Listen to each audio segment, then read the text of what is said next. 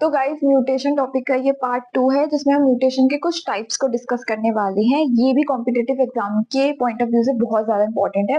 तो इसमें हम देखने वाले म्यूटेशन, जैसे कि साइलेंट म्यूटेशन है, मिस सेंस म्यूटेशन है और नॉन सेंस म्यूटेशन है।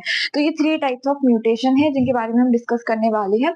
सबसे पहले आता है हमारा silence mutation. Silence mutation is called silent mutation, जिसमें आपकी जो डीएनए है उसके अंदर कुछ कुछ जीन्स में चेंजेस होंगे बट वो हार्मफुल नहीं हो सकते, मतलब वो साइलेंटली रहेंगे। कोई भी एक्सटर्नल फैक्टर इस पे वर्क नहीं करता है। मान लीजिए जैसे ये मेरा डीएनए है, डीएनए के अंदर म्यूटेशन हुआ, ये जो डॉट है ना ये रिप्रेजेंट कर रहा है कि कोई भी म्यूटेशन हुआ। अब सबको पता है डीएनए से आरएनए बनता है, आरएनए से प्रोटीन बनता है विच इज कॉल्ड ट्रांसलेशन। यहाँ पे ट्रांसलेशन का प्रोसेस होता है, यहाँ पे ट्रांसक्रिप्शन का प्रोसेस होता है।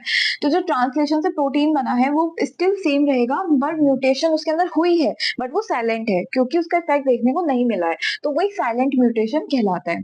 दूसरा miss sense mutation. Miss sense mutation का मतलब होता है हमारे पास डीएनए है, डीएनए में म्यूटेशन भी हुआ है, बस डीएनए एक नॉर्मल डीएनए है और एक म्यूटेशन वाला डीएनए है, दोनों से ही प्रोटीन बन रहा है, पर दोनों से जो प्रोटीन बन रहा है वो रॉन्ग प्रोटीन बन रहा है। मतलब जो कोडिंग हो रही है वो अमीनो एसिड की कोडिंग, सबको पता है जो 3 अमीनो एसिड हम देखते हैं AUG, GUC ऐसे करके जो प्रोटीन वो एक से ज्यादा अमीनो एसिड्स को कोड करते हैं, अमीनो एसिड्स को कोड करते हैं। तो ये जो है वो रॉन्ग प्रोटीन यानी रॉन्ग अमीनो एसिड को कोड करता है। जैसे कि फॉर एग्जांपल सबसे अच्छा एग्जांपल आता है सिकल सेल एनीमिया का, जिसमें गैग जो होता है वो ग्लूटामिक एसिड है और जो GTG है मतलब प्यूरिन से ही चेंज हुआ है।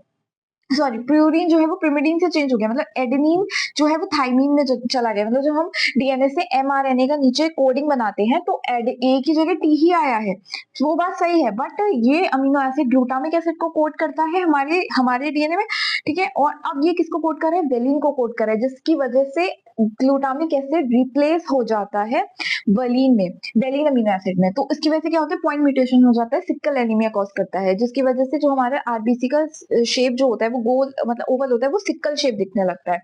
तो यहाँ पे वही चीज बताइए कि प्रोटीन जो होता है वो रॉन्ग अमीनो एसिड को कोड करने लगता है, इसको हम बोलते हैं मिस सेंस म्यूटेशन।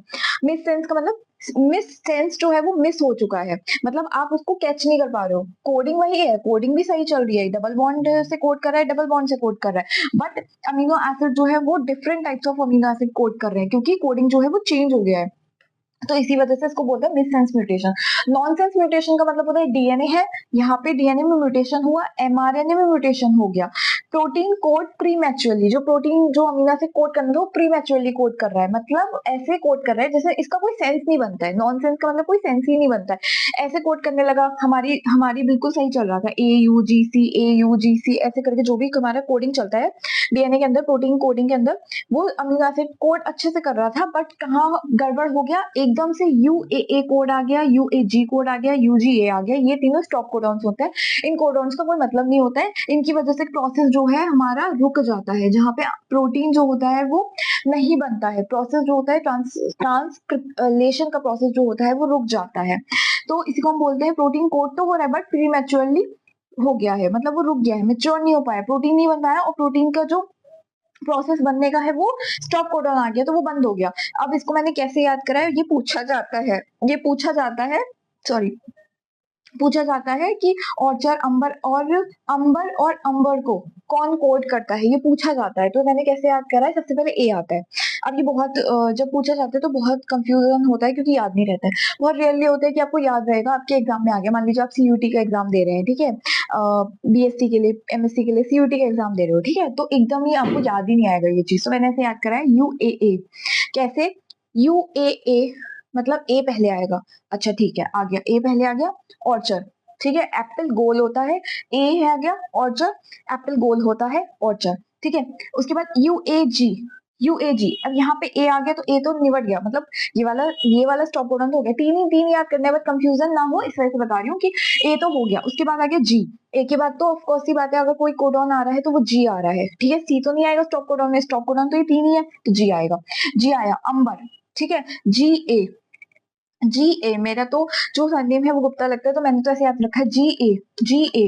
मतलब जी जो है वो ए से पूछ रहा है, ठीक है, मैं आ गया हूँ, ठीक है, तो अंबर से कोट कर रहा है ये। और UGA, अब जब ये दोनों हो गए तो फिर ऑफकोर्स सी बात है, यहाँ तो यू ही रहेगा स्टार्टिंग में, लास्ट में कौन सा रहेगा, फिर ए ही बचा, तो ए ही रहेगा क्योंकि जी तो आ चुका है। ठीक है, तो यहाँ पे क्या रहा, UGA, इसको कौन कोट कर रहा है, अंबर कोट कर रहा है। AU से भी आप कोट कर सकते हो, AU, ठीक है, ऐसे करके आप कोड कर सकते हो। अब ए जो है वो जी ने तो ए से पूछ लिया है, ठीक है, ए और जी की तो टाइन अप हो गई है, बट यू की नहीं हुई है, तो यू, ए जो है वो यू के पास जाता है, तो UGA जो है वो अंबर को कोड कर रहा है। ऐसे करके ट्रिक बना के मैंने याद कर रखा है। ठीक है, स्पॉन्टेनियस म्यूटेशन, अच्छा दो म्यूटेशन और होते हैं, कि स्पॉन्टेनियस होता है, कि इंड्यूस म्यूटेशन होता है। स्पॉन्टेनियस म्यूटेशन कौन सा होता है, जो जेनेटिक कोड जेनेटिकली चेंज होता है, रैंडमली चेंज होता है जेनेटिक में हमारे, वो स्पॉन्टेनियस म्यूटेशन होता है। जैसे इसमें कोई एक्सटर्नल फैक्टर काम नहीं करता, ये स्पॉन्टेनियसली हो जाता है, आपको पता भी नहीं लगेगा और आपके अंदर म्यूटेशन हो जाएगा, मतलब इसमें आपकी कोई गलती नहीं है, आप धूप में भी नहीं निकल रहे हो, आप केमिकल के उसमें भी नहीं आ रहे हो, एक्सपोजर में, लेकिन आपके अंदर से ही हुआ है, तो मतलब ये है स्पॉन्टेनियस म्यूटेशन। इसमें क्या होता है, जैसे डीएनए में रेप्लिकेशन चल रहा है, ठीक है, चलने दो, गैप बनता है रेप्लिकेशन में, बीच में गैप बनता है, डीएनए पॉलीमरेज आके उसको फिल करता है। अब पीछे प्रूफ रीडिंग एक्टिविटी चलती है, जिसमें डीएनए रिपेयर सिस्टम काम करता है, वो ये देखता है कि कहीं पे तुमने कुछ मिस तो नहीं कर दिया, डीएनए पॉलीमरेज तुमने कुछ मिस तो नहीं कर दिया, डीएनए पॉलीमरेज एक बच्चे जैसा है, वो ये देखता है कि तुमने कुछ मिस तो नहीं कर दिया। तो उसके बाद क्या होता है, डीएनए में जो एजेंट्स होते हैं, रिकॉम्बिनेशन, ये सारी प्रोसेस होते हैं, इसमें एक रैंडमली कोई भी एक अमीनो एसिड जो होता है वो अगर छूट जाता है कोड करने से, तो यहाँ पे स्पॉन्टेनियसली म्यूटेशन हो जाता है, तो इसको हम बोलते हैं एरर आ गया, ठीक है, जिसमें डीएनए सिस्टम एक्टिवेट हो जाता है, इसको बोलते हैं स्पॉन्टेनियस म्यूटेशन। इसमें फिर रिपेयर सिस्टम जो होता है वो एक्टिव हो जाता है, वो वापस जाता है पीछे खिसक के और कहता है अरे तू छूट गया, आजा मैं तुझे लेके चलता हूँ। तो यहाँ पे रिपेयर सिस्टम डीएनए में काम करता है। दूसरा होता है इंड्यूस म्यूटेशन। इस म्यूटेशन में क्या होता है, ये केमिकली हो सकता है, बायोलॉजिकली हो सकता है, फिजिकली हो सकता है। केमिकली बहुत सारे ऐसे वो होते हैं, जैसे जेल इलेक्ट्रोफोरेसिस हम करते हैं, या फिर कोई भी ऐसी मतलब बायोटेक की कोई भी ऐसी वो करते हैं, याद नहीं आ रहा मुझे एकदम वर्ड, ठीक है, तो बायोटेक की ऐसी कोई भी टेक्निक यूज करते हैं जिसमें केमिकल्स का एक्सपोजर होता है, तो बहुत सारे जो जब हम एक्सपोज वो करते हैं, टेक्निक को यूज करते हैं, तो बहुत सारे टीचर्स जो होते हैं वो यही बोलते हैं हमारे, जब मैं करती थी तो यही बोलते थे कि थोड़ा दूर से, मतलब अपने आप को प्रोटेक्ट कर लेना, ग्लव्स पहन लेना, टच में ना आए वो जो केमिकल एजेंट है वो, क्योंकि वो कैंसर कॉजिंग होता है, ठीक है। यूवी एक्सपोजर, जब लाइट पड़ती है डायरेक्ट स्किन पे, तो बहुत सारे ऐसे यूवी एक्सपोजर सिर्फ सनलाइट की वजह से नहीं, यूवी एक्सपोजर जेल इलेक्ट्रोफोरेसिस में भी जो यूवी रेस यूज करते हैं उनसे भी बचा के रखना होता है, क्योंकि उनसे स्किन कैंसर बहुत जल्दी अफेक्ट करता है।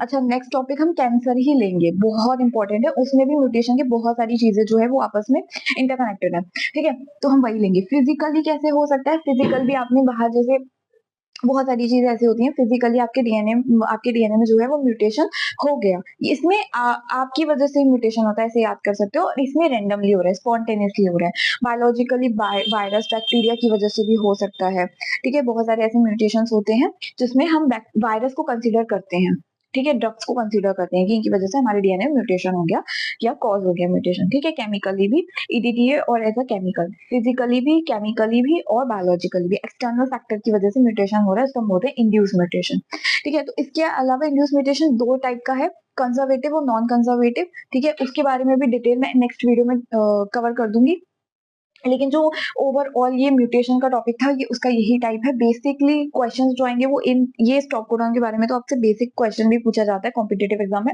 और दूसरा ये पूछा जाता है point mutation sickle cell anaemia कैसे कोड करता है, कैसे मतलब हो गया ये, ठीक है, तो वो ये चीज यहाँ पे पूछा जाता है, तो ये इंपॉर्टेंट है। और म्यूटेशन का टॉपिक जो है वो हम यहीं स्टॉप कर रहे हैं, खत्म कर रहे हैं, मतलब इसके अलावा अब हम कैंसर पे आते हैं, क्योंकि कैंसर भी एक मेन टॉपिक है, कोई भी कॉम्पिटेटिव एग्जाम अगर आप देंगे तो कैंसर के बारे में जरूर पूछा जाता है।